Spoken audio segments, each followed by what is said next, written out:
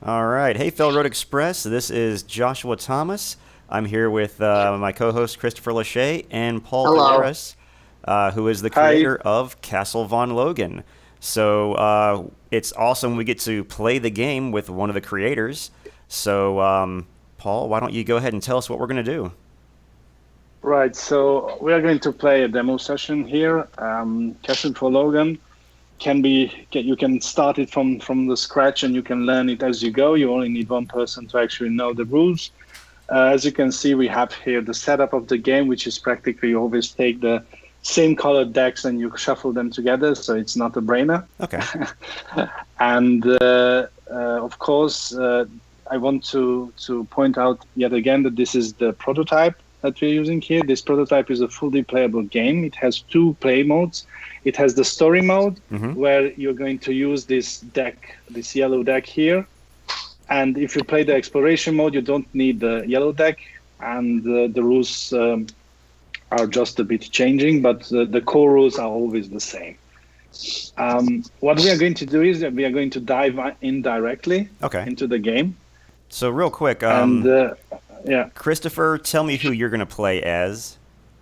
Oh, I'm playing as the scientist Arvias. Arvias. Yes, because look at he's got style, he's got panache, he's got a cane. Nice. All right. Paul, who are you going to play as? I'm going to play Kara. Kara? She's an infiltrator, yeah. She unfortunately lost her right hand in an accident, but now she has a bionic arm. Okay. And she's a very kind person, but also a bit of a brute. And she's super brave. Nice. And just like in any RPG, every party needs a medic. So I'm going to play as the medic over here, who's called Pill. And I'm going to rotate her a little bit just so it's easier to see her. And so she can heal the group for 3 HP. And so one of the cool things is we share a communal HP, right? Yep. Oh, okay. So the story behind this whole game is, and why is it important? Because game mechanics do tend to get connected to the story and the lore of the game. Okay. What we know in the beginning, without me spoiling, is that we are 6 agents from different security agencies, and we are tasked to go back in time and try to stop a madman called Augustus von Loghan, who took over this timeline, crowned himself as a king, occupied this castle, and started using the scientist he escaped from the future with to create all kinds of weird creatures and items. Okay. And we know that this person has a copy of an artificial intelligence that practically ended life on Earth. And when we arrive, to the past, we arrived in this pod. This is a Carsec pod. And one of the side effects of time traveling in our universe is that the people who are together in the same space when they are traveling, they are affected by something called the blending. Yeah. And this means that their minds and health is connected to each other. Okay. So whenever somebody is doing something that loses the clarity of the mind, actually it affects everyone around them. And this goes the same when somebody gets damaged, the others are feeling this damage as well. Okay. So the weaker a person gets, the whole group gets weaker as well. So this is represented on the board by the red bar up here, which is the health bar, and the blue bar under it, it's called the clarity bar. All right, so it's basically mind and body. Cool. Yeah, exactly. And whenever you do something that causes health loss or gain of health, that affects the whole team, right? Yeah. We don't have individual health or clarity. And also in the game, we move as one. With this group token, we move as one, so you don't get to walk or wander around by yourself. You would be dead in seconds, actually. Okay. Sounds great. All right. Fantastic. So we're in the past now. Yes, And, this is currently a past. And what goes on right here is that there's an anomaly in time. So what we do is that we're not actually traveling back in time as per se, but we are opening an anomaly in the fabric of time. So this whole castle is currently in its current state. It's in the middle of the city, or city. But as you can see, the blue thing around it shows that it's in a different time. All right, sounds good. I guess we're ready to kick open the door, or is there any other setup that needs to be done? No, just to quickly explain some of the basic things, what I think would be needed. Okay. You can see that we use a lot of colors, but dominating colors are green, blue, and red. Yep. On the left side, we have the treasure items. Yep. We have on the top side, we have the events, and on the right side, we have the monsters. We have 4 categories. We have the greens, which usually are the easy. Okay. So the lower weapons, the easy events, and the easy monsters. Blue is like a medium. Red is like terrible, like very hard, like very good items, very difficult events with difficult decision making, and strong monsters. And you can see that we have a violet treasure deck and a violet monster deck. These monsters are never drawn. They are drawn like anytime they are drawn by card effects. Okay, so are they kind of like the boss monsters? Yes. They cannot be just drawn just like that. They have to be triggered. Okay. Same with the treasures. And you can see that the map has all kinds of rooms and all these question marks. Yep. I have a certain obsession with question marks since I'm a kid. I really loved board games where they have question marks and you had to draw an event, and that kind of stayed with me, so I wanted it to stay with me here. Yeah. So this is a tactical recollection card. Because you draw this card, you never keep it in your hand. You either keep it in your inventory, either it's equipped, or in your backpack. But here's the trick: if you have a small item and you draw a small item, you don't necessarily have to show it if it's low, or if it's small. So you can put it in your backpack, face down, right? So let's say that I have a large weapon or a large item, whatever. So if you double click, you can show it. Large, yeah. This is a pun from League of Legends because there's like a needlessly large rod in it. So that was one of my favorite items. And when you draw a large card, you cannot hide it. You have to show it to everyone, right? And you cannot put it in your backpack. So you either put it in one of your inventory slots or you're equipping it. And this is a two-handed weapon too. Yeah, it's a two-handed weapon, so you have to equip it in your both hands. Okay. If you have a weapon which is like this batarang, I don't know. It's not a batarang, but let's just show this. If this is the case, you can choose to equip it in your left or right hand, right? Because it's one-handed. Here's the icon for it. Nice. Hey, Paul, real quick, what is that where it has the number? It says pay whatever number in this sort of a green cube. What's that? Yeah, the cube, it's energy sphere. This is the energy that you have. Right. So this is the currency in the game, right? So we can have as much as 99 energy. Yeah, exactly. Nice. Okay. You can see that each character has their own special skill that can be used once per game turn, right? There are 2 things that need to be taken in consideration for you to be able to even consider using your special skill. The clarity, this is the icon for clarity, needs to be more than 5. So if clarity is 5 or beneath, you can't use it. So if you are able to use it, you also have to pay 4 energy in this case to be able to negate up to 2 hit point losses at any time. Okay. Also, there's a combat skill here which says that if you spend 2 clarity, you can draw another combat card. It's practically forcing yourself to do another attack, Yeah. Which takes from your clarity for your sanity or however you want to call it. We call it clarity, and that's a very dangerous resource to spend because, of course, that if your clarity is low, you're getting mad. You can't use skills, and if your clarity is at 0 at any end of the round, you lose actual health, so you can die even if you're not careful. Okay. Right. So every time that we start the game, we're going to have a leader. So right now, let's say that makes sense. So I'm the leader right now. Okay, and we're entering in this. We arrived in the castle pod, and we can decide to enter in the castle. Now, movement goes as follows. You can move around the castle as much as you want, but whenever you enter a room that has a question mark, you have to stop, right? So we have multiple possibilities. We can enter in the main entrance. We can enter to the side entrance. There's another entrance in from the back and another entrance to an empty room here. It's not a good idea to start with red events, of course. So it's usually, especially if you don't have any items and so on, it's very hard to do anything. Now we enter in the first room, and this is a green room. We draw 2 search tokens that we place in this room. Okay. So usually you have 2 search tokens in each room you enter, but this is going to be a bit different, more exciting, more random in the final game. Got it.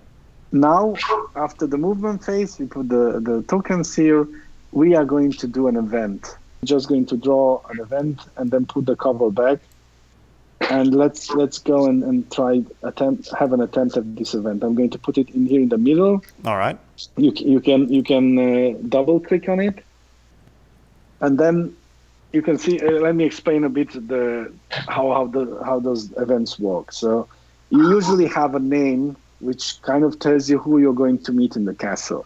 There's a lot of people in this castle and a lot of creatures, and it's very, very possible that you're going to meet them multiple times, right? And the secret behind this is that there's a lot of people who are going to lie to you, who are going to try to deceive you. There's going to be a lot of people who are very silent at the beginning, but they are going to be very helpful, right? Okay. And as you progress in the game, you're going to start to learn how these people do, what they do, right? And you're going to be like, can we trust this person? Oh my God, is this guy again who kind of almost killed us last time, so what we're going to do about it. Okay. But in the beginning, one of the thrill of the game is to get to know these people.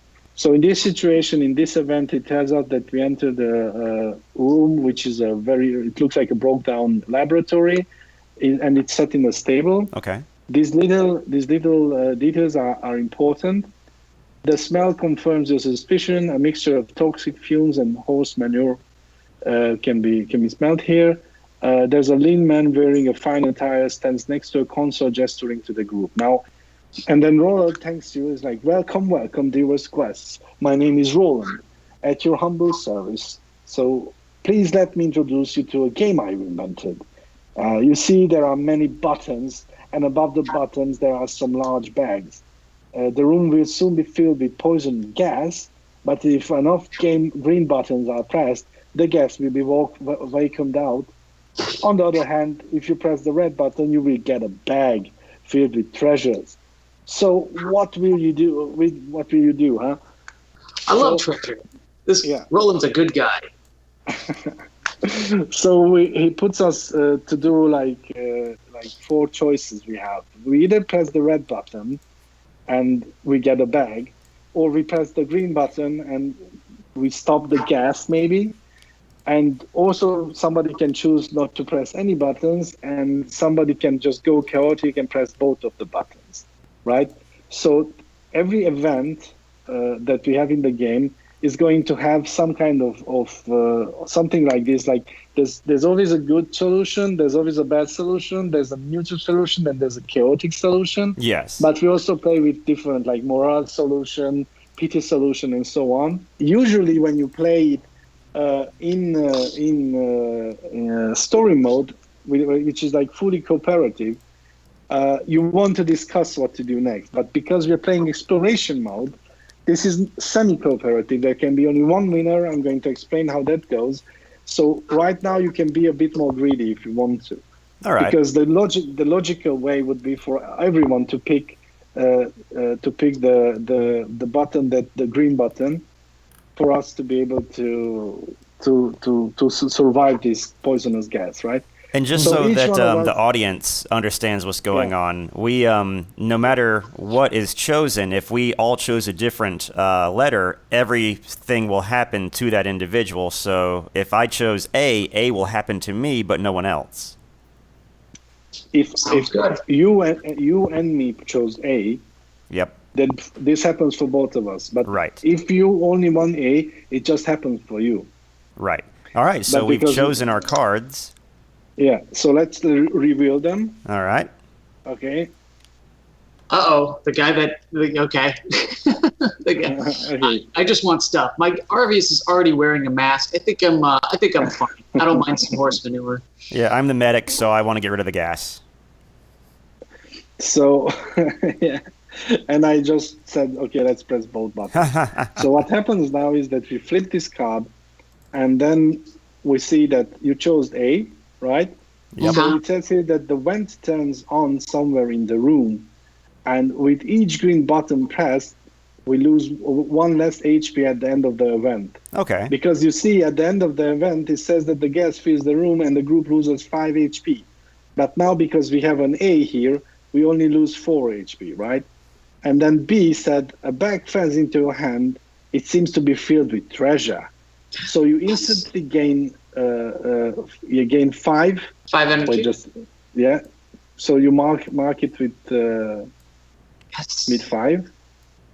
Knew my greed would pay off. All right, let's see here. Let's see how this works. Yes. And you can draw a green treasure card. Yeah, it's an axe. That's great. You have to be able to or either equip it or keep it in your inventory. If that's not the case, you have to make room for it or you have to discard it. Okay, so I've got it in both of my hands then. Yeah. Is that right? Well, actually, it's a one-handed weapon. No, it's a one-handed weapon. Oh, I'm sorry. I thought it was because it was large. It was two-handed. Okay. Well, I'm wielding this gigantic axe that fell out of the horse stable. Yeah. All right. And So I'm a good boy. I just want to make a quick clarification here. It seems that this is still the old card. I'm very sorry. This is actually the wrong event. So it doesn't matter. It doesn't matter because we actually played it right. So it was the choices are mixed up. But don't worry about it. no problem. It looks like doesn't just matter. A and B were mixed up. Yes. So C, we don't read C because nobody did that. Right. And D, it says that by pressing both of the buttons on the panel goes crazy. The console to your left and right completely shuts down. And then it says here that we have to negate the voting card of the players in reach. Haha. This would mean we're not going to do this right now because it's still the wrong card. I'm sorry. No problem. But this would mean that this was supposed to happen in the first how you call it in A actually, Got because it. this means that whatever the other people chose that are in reach. So reach means that you're on the left or right of me. Yeah. So we're all within reach of each it's other. Yeah. It would have been negated because everything exploded because I played chaotic. No problem. Paul, I really wanted to keep my axe. Why'd you have to hit both buttons? It's okay because I'm gonna say that I played the C. Make it. All right. No make it problem. clear. Sounds Make it good. clear. So I'm not doing anything. It was just for example. It says here that we guys fill the room and we lose 5 HP. We only lose 4 HP, so we're going to adjust this on the track. Got it. So we are at 11. Okay. And then we have to summon 2 enemies. You see the 3 here? It means that the number in the brackets or a parenthesis has to be used when you play a 4 to 6 player game. Yeah. Oh, I see. We're Sounds currently good. playing a 3-player game, so we only summon 2 enemies. We remove the event, we discard it, and then we shuffle the green deck All right. and pop 2 enemies, which is one is a wolf and the other one is a thief. The weakness of the hound is melee and the weakness of the thief is ranged. We're going to explain that in a second. Both have 4 health. I have an axe. Yeah. And this is the attack they do if they get to attack, actually. I'm going to explain how that works. And if you are the player who did the most damage, you will be able to claim this as a trophy. And now you have to draw to your hands 5 of these cards. 5. Okay. These are the 3 cards that have 1 on them. And the idea is that when you see that you have a card, you have 5 cards in your hand, but there are also negative cards that needs to be killed, like, for example, the counter card. Whenever you have a counter card in your hand, it means that the enemy also damaged you while you did your attack. And you know this because you can see, I told you can see in the future a bit. So when you play an 8 card, for example, a player in reach and you may discard any 1 combat card they have, right? So in this situation, it would be really cool if Josh would play the 8 card, because that would allow me to discard the counter card from my hand. All right. And also, if you, Josh, have any card that you want to discard, you can do it now, preferably. And the counters are the bad cards. We don't want counters. Yeah, we don't want counters, and also we don't want the disarm card. Yeah. All right. And there's also hard counter. All when right. you play a chart support, it actually means that the player, you and the player who's in reach, can draw another card, a combat card from their deck. And that's really great because you have more chances to do hits. Yeah? Okay. So let's just say that I'm not going to play any card in my hand because I don't have any card for 1. But I tell you, because so communication goes as this, I cannot say specifics to say that, oh my God, I can do 3 damages. Or, oh my God, I'm going to get wounded for 2 HP. I can only give you a hint saying that, well, I can do some damage, but I also need 8, and can you help me? So you just are going to play, because I skip and I'm the leader, it's just who plays next. You're going to play the 8 card, right? Right. And that means that I and you and I, if you choose me, of course, it's your decision, can discard a card. And let's say that you use me, I discard a counter card, which is great because that means that we're not going to have damage. That's Do right. you want to discard any card of yours? So the player aid allows me and a player in reach to discard. So yeah, I'll discard a counter card. I chose 2. Don't know how to put it back in my hand, but anyway. Drag and drop it to the bottom of your screen. There we go. Yeah. Okay. There you go. So yeah, Okay. I'm getting rid of a counter card also, so that's preventing us from getting hit. Yeah, that's great. Josh, do you have? Chris, do you have any number 1 card? I only had the 1 card, the 1/1 card. The Unity. There it is. Yeah. I didn't know where that was. Take it back into your hand because that doesn't apply, unfortunately, right now. Oh, Okay, so we did the first step. something We happened. played 8. We managed to get rid of counters. This is great. Now Okay. we're going to the next step, which is the damage step, right? So this is what we're going to happen. I'm going to just say that I play a hit card. Yep. Because let's look. So the attack of the thief is that each player loses 1 energy. That's not that bad. But the attack of the hound is that each player loses 1 HP. And on top of that, you lose 1 more HP if there's any damage on this enemy, which is terrible. So I'm going to use my 1 combat power to play a hit card and put a damage token of mine on this creature, right? Got So it. this creature now has only 3 HP. But because I also have a critical hit in my hand, I can play any critical hits I want because they say that they ignore combat power limit, right? So this means that I was able to do actually 2 hits to this monster. And now it's your turn, Josh. You All can right. play one number 2 card. So in the same respect, I got a hit. So I'll place 1. Actually, Yeah. I might have gotten the wrong character, but whatever. I'll get the other one. Get the one from my stack. So do that. And also got a critical, so I can place. Nice. So we can kill the wolf, and that prevents it from dealing us damage, correct? You have to place damage token if your weapon is Weapon is trouble. Okay. Okay. Okay. Go ahead and flip Great. it up. Oh, okay. Yeah, so he does a trick attack, which means that he has to pay 1 energy sphere in order to do a damage, right? Okay, so I'll go over to my so guy. just put a damage. So I paid 1 energy, so I'm down to 9. Exactly. Okay. Okay. And it says if your weapon is melee, which it is, you draw 1 combat card after playing this card, so I get to draw another card for my color specifically. Yeah. Okay. And then you can play 1 more card because you have 2 combat power. Okay. I'm going to play another trick attack, Nice. and I will move a damage token. I will move this down to 8. Wait, you played another one of the same card? Yes. Okay, the got it. exact same card, and then I get to draw another combat card. Okay. And now we're done. I forgot to tell you guys that because this hound had a melee on it, and me and Josh attacked with a melee, that adds 1 extra damage to that monster.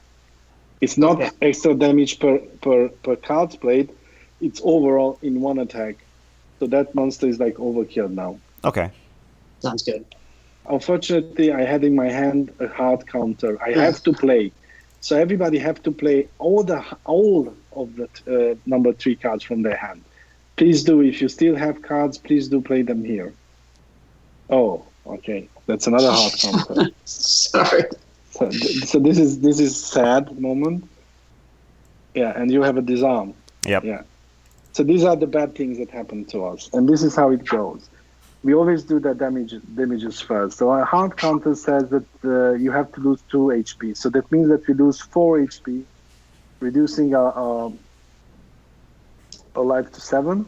Oh my goodness. All right. Yeah, these are getting wow. discarded, and then you get a disarm. But I don't have a weapon, so I can't be disarmed. Yeah, you don't have a weapon. So that was That's the best card I could have drawn in that situation.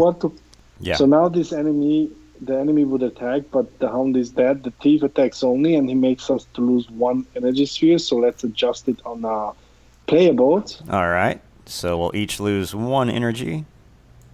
Yeah, and then we are entering in the next round of combat. So how does that look like? We can again choose weapons, so you can change your weapon if you want to, but I don't think anyone that currently is in that position. And then we again draw up to 5 combat cards. So you cannot have more than 5 combat cards in your hand. Got it. So if you already have cards, you just draw to have 5 cards. So after you see what's going to happen, you can decide at this point if you want to recuperate or continue the attack, or actually do the attack. So when you recuperate, what happens is that you discard all the cards from your hand, and you take all the already played cards, reshuffle them in your deck, and then draw 5 more cards, up to 5 cards again. This is practically how you refresh your attacks. Also, recuperating helps to get rid of one of the most annoying combat cards there is out there, which is called the miss card. Yep.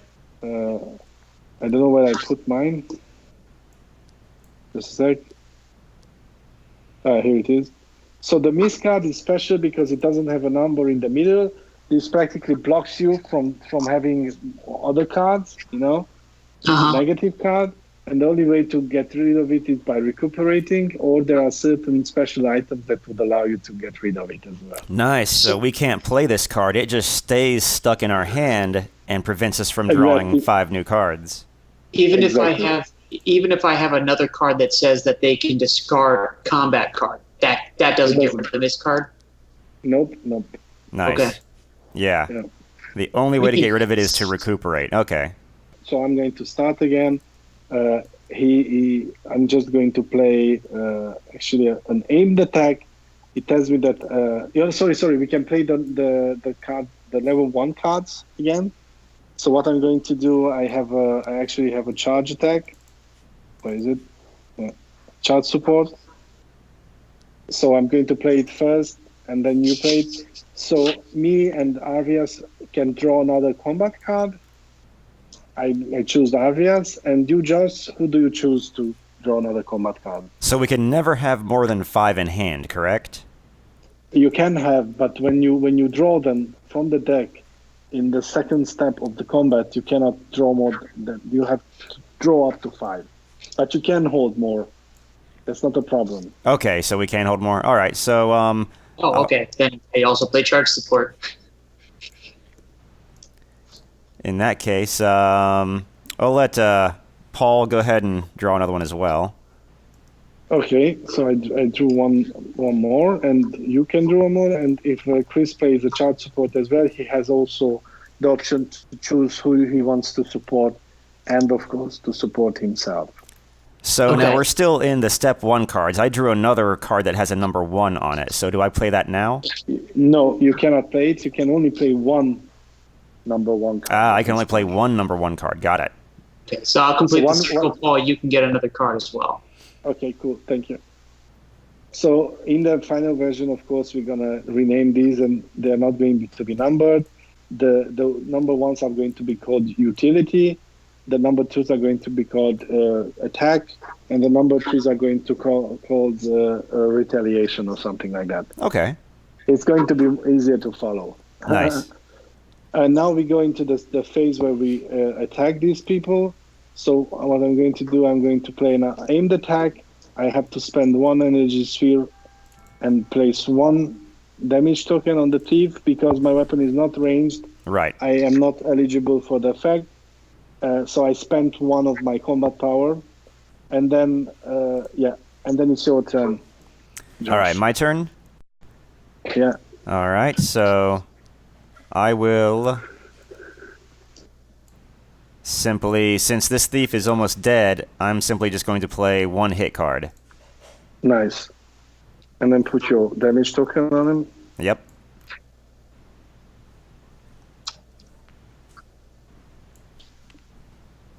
Great. And what happens now is that the you can still damage him. You can do over damage. And that would be an attempt. attempt. That would be an attempt to get more tokens on him than you, correct? Exactly. Okay. I'm not going to do that just because I know I'm not going to be able to get more tokens than someone else. It doesn't matter because at the end we're going to tally all the Oh, we're going numbers. to tally everyone's up. Okay, so Yeah, I can yeah. add in the critical hit to add 1 more to that. Yes. Okay. Now, the over damage that's just for the semi co-op mode, right? Not for our story mode. And over damage is actually for everything. Oh, okay. And over damage only happens for the player who's attacking. Now, unfortunately, because both of them are dead, it doesn't make sense for you to go through with your attack. Okay. So we kill these 2. Everybody gets 2 energy spheres as reward. All right. So because we killed, you get 1 energy sphere per green monster. Okay. Stop stealing cards. All right. And then we remove we keep these guys, and look, it was Josh who did the most damage. So Josh, you are eligible to draw any of these cards to take it with you. And because you can see that the hound was 4 data points, it's logical that you will take the hound. Okay. Yeah. And because me and Chris did the same amount of damage, we have to flip the coin, which we unfortunately don't have in this version, to decide who gets it. But we can also trade for it. So if you tell me that, I don't know, you transfer 5 energy from you to me, you can have it. Or if you refuse to do any kind of trades, like give me items or I give you items, I just yield my interest for this card. But let's see that we are throwing a coin and you win it, so you can take away this card. Okay. Okay. If you notice, the thief has a small chest on his card, so it means that we are going to have a reward phase. which is great. So please take away the thief. 3 cards. So you get Josh. You get 1 green. RVS gets Chris gets 1 green, and I still get 1 green. Please keep it in your hand. Put it in your hand. Got it. And look at it in your hand. Do not show it to anyone. Right? If you face spades in your hand, you can have it zoomed in. So you look at your card, then flip it back face down, and put it in the middle of the combat where we had combat. Put it where we Put it on top. Yeah, put it on top. Oh, okay. Yeah. And you do the same, Josh. After you watch, you saw what you have. There we go. All right, and now we add a mystery green card here, right? Nobody knows what that is, and we shuffle this deck. And now the leader starts an auction phase. So remember that everybody knows one of the cards from here, but there's one card nobody knows what it is. So we take the first card and we say, oh, look at this is a blue syringe. So now we check who did the most damage, and it was Josh. So we say, Josh, you are the first guy who is able to get this card. If you want this card, you have to pay at least 1 reward point. Do you want this card? And we all have 1 reward point right now. Yes, exactly. But those can accumulate. Okay. I'm going to pass on this one. All right. So do you want... so the next one would be the two of us, Chris. So this card is offered for the both of us. And I'm going to say that I don't want this card. I have knowledge that this deck contains something that is more valuable than this card. But of course, I'm not telling you that. Or I can tell you that, and maybe I can lie about it. I love how we're working together and lying with each other. Yes, Paul, I too shall pass on this because I also have knowledge about a better card in this deck, but I too shall lie. So we are going to discard this card. This is out of the game. Now we go to the second one, and this is a double bastard sword. And we ask Josh, do you want this double bastard sword? Shoot, yeah, I want it. I don't have a weapon yet, so I would definitely take it. Yeah, so you're going to take this card.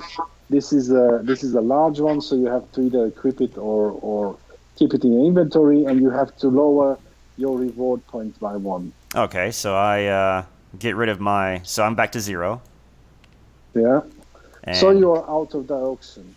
You cannot no longer get any cards in this round. Okay. Now, So Paul, real quick, Yeah. I just have a question about this being like 2 bastard swords. Like, so now when he attacks, he gets 2 attacks, No, or it's double-handed. Or it's a two-handed weapon. It's two-handed weapon, and the weapon has 2 combat power. 2 combat power. Oh, okay. So the 2 combat power means okay. I got you. So that's why I could play 2 combat cards because the 2. Okay, Exactly. I'll get there. I'll get there. One Thank you. combat card costs 1 combat power. Yeah. All right. So the next one is a crossbow, which I really would like to have, and it's offered to the both of us. So right now, if I would have more reward points than you, I would take this card automatically. But because we both have the same reward, we either flip the coin or somebody tries to make a sweet deal. So I can say that, yeah, if you transfer 4 energy to me, you can have it, yeah? Or we do the coin toss. Okay, so for lack of a coin, I will transfer 4 energy to you, All right. Paul. So I'm gonna get 9, and I agree to that. And you lose 4, and then you get this sweet weapon. Because both of them are one-handed, you now have 4 combat power. Yes. Nice. So that's very supreme. You usually in exploration mode you won't get it that easily. Right. Especially people don't want you to do a lot of damage because that means that you will get all the gold and whatever. And then the last card, it's only for me because you also have to spend your reward point, please. Chris? I have to. Oh, I'm sorry. I see what you're saying. Yeah. I did. Because I so gave this is you the the 4 energy and I spent a reward point. Yeah. Okay. So the misdirection is that destroy this card, redirect 1 counter or counter combat card towards you, which is great. If, for example, Josh has this card, I can redirect it toward me because I don't know. For example, I have shield, you know, and then I can negate that. Nice. But I'm going to take this effect card, which is a small item, so I can keep it in my backpack. You can have up to 6 small items in your backpack. So after we manage to reshuffle, we enter into the refresh phase, and this is the last phase of the game. In the refresh phase, we do a lot of things one by one from the list. But the most important is that the leader token goes to the next player. So the next player is going to be the leader for the round. So you can look at your character board, and you can see that there are actions you can take, right? Yes. And you can see that you can rest, you can recharge, you can search, or you can sneak. For every player who decides to do resting, we gain back 1 HP. For every player who decides to do recharge, that player gets 3 energy spheres. If you do search, you simply take the top search token from the map, from the room, and flip it. And then there are several effects that happen because of that. If you want to do a sneak, this is a bit more trickier. The player who sneaks needs to point on any adjacent rooms with a question mark. So in this case, this or this, and they can it's like they sneak there with their character, draw the treasure card of that color that they can keep. They can decide if they want to show it or not, if it's small or large. Right. But the problem is that they need to check for enemy alert. And they do that by flipping the coin. And if they alert the enemy, there's going to summon more lurking enemies to that event deck, And that's terrible. But because they also have invisibility cloak, which lasts for a few seconds, if they pay 4 energy spheres to turn this cloak on, they don't have to do the enemy check. Nice. Okay. Okay. So they might get a break and not be seen by the enemy. These are the actions. Then you can trade with each other, saying that well, you have 2 weapons. It would be nice if you would give me one. I can pay you energies and so on, or other items. I can make promises or whatever. I can promise you that the next time the next time that there's a big trophy, you can have the bigger trophy and so on. And you don't have to keep to that. So that's what a luck sounds like. Yeah. Yeah. Then you can decide if you want to diffuse items. Diffusing is that you select an item, you check the price, you diffuse it by destroying it completely and getting the amount here -2. Wow. So in my case, with your misdirection, you would get 6 energy. Yeah, I get 6 energy if I want to diffuse it. Nice. Then you have to check for clarity. So if the clarity is 0 at this point, you're going to lose 1 health. But thankfully, clarity is doing very good. Thank you very much. Oh yeah. And then you have to clean the room, which means that you put a clean token on that room, signifying that this room has been cleaned. Nice. Which means that if you want to move through this room, you don't have to stop if it's clean. Nice. Right? Because so we've cleared that room, so it's pretty much safe to walk through. Yeah. Also, you can still stop in this room and do a refresh phase, but you can only do search or sneak. Got it. So you cannot do all those things because this is the way you can actually find these items. They are still there.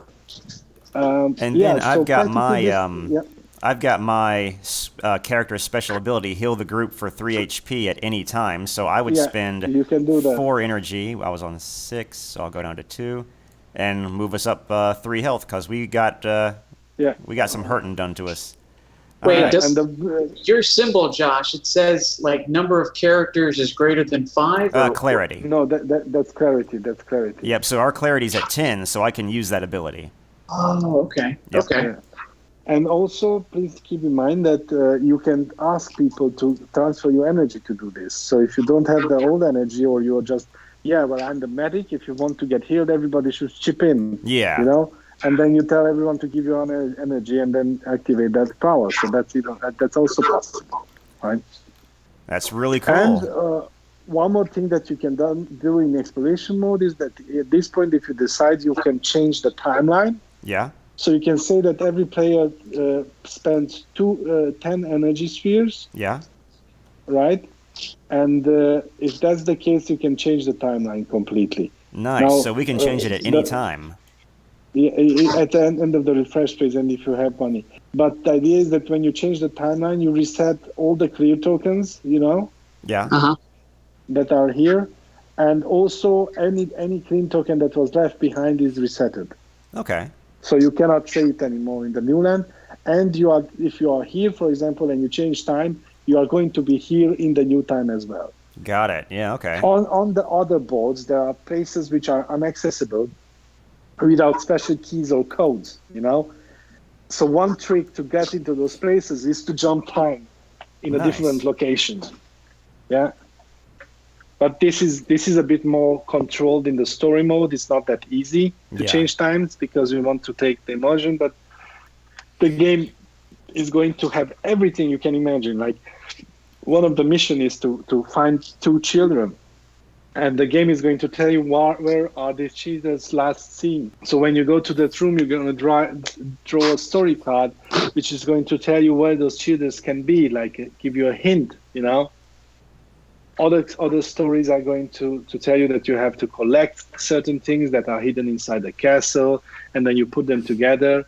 Just to show you an example, there are these, I'm going to put them here in the combat part where you did. You can see that this is the 3rd blade of the Litherium. Yeah.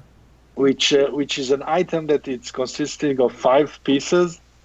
I don't have all the pieces here because I didn't find all of them, but just to give you an example, I have 2 pieces of the Litherium here. So if you collect all 5 pieces of the Litherium and you own all of them, yeah, you can combine them, and you can actually combine them into the Litherium, which is a violet epic card, and it's super powerful. Oh wow! You see? So we are going to combine items. Also, while you're playing the game, we'll be able to find in story mode the first half and the second half of the Skull of Loghan. Yep. And when you unite them, you will actually gain the Skull of Loghan, which is the place where the copy of the goddess is, the artificial intelligence I told you about. Interesting. Yeah. So there's a lot of story elements to this game. Definitely thank you for showing us all this. But this definitely looks interesting, and there's so many encounter cards in here that there's no way you can get through all of them in one game, right? No. You usually get through about 20. About 20. And we're going to offer 300. So that means that you'll be able to play more than 10 games without ever encountering the same event card twice. Nice. Really cool. Yeah, this has definitely been a fun little introduction to Castle Von Loghan. Yeah. I mean, little introduction is a bit of an understatement. I mean, we haven't even scratched the surface. I'm actually pretty hyped for this game. This looks absolutely awesome. Thank you, Paul. Yeah, I'm really glad you showed us about the combining these weapons, like the 3rd blade of Litherium. That's really interesting. It's really cool that you can go into the special treasure deck and get these amazing items if you're able to collect all of this stuff. Yep.